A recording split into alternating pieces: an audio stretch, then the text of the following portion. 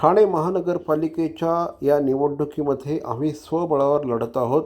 आम्हाला प्रचारामधून उत्कृष्ट प्रतिसाद मिळतो आहे. त्यामुळे निश्चितपणे राष्ट्रवादी काँग्रेस अजित पवार गटाला या निवडणुकीमध्ये घरपोच यश मिळेल, असा विश्वास महिला आणि बालकल्याण मंत्री आदिती तटकरे यांनी पत्रकार परिषदेत व्यक्त केला.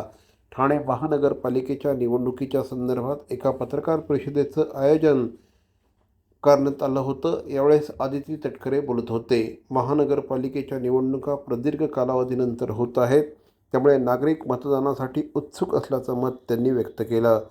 कोविड काळात आरक्षणासंदर्भातले वेगवेगळे मुद्दे असतील. आमच्यातून स्थानिक स्वराज्य संस्थांच्या निवडणुका प्रलंबित झाल्या होत्या.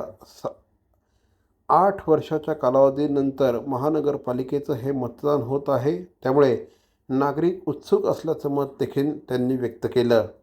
महानगरपालिकेच्या निवडणुका आपण स्वतंत्रपणे लढवत आहोत. 66 उमेदवार आम्ही महापालिकेच्या रिंगणात उतरवले आहेत. नागरिकांचा प्रतिसाद खूप चांगला मिळतो आहे, असं देखील त्यांनी यावेळेस सांगितलं.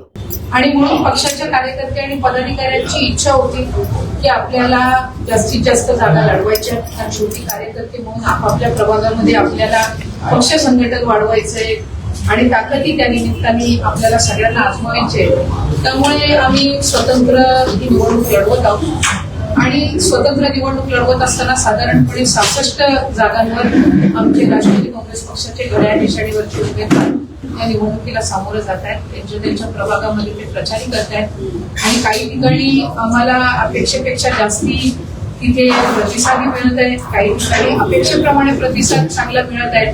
त्यामुळे ह्या पद्धतीनं आम्ही 15 तारखेला अधिकाधिक घड्याळाचे उमेदवार कसे निवडून येतील यासाठी प्रयत्न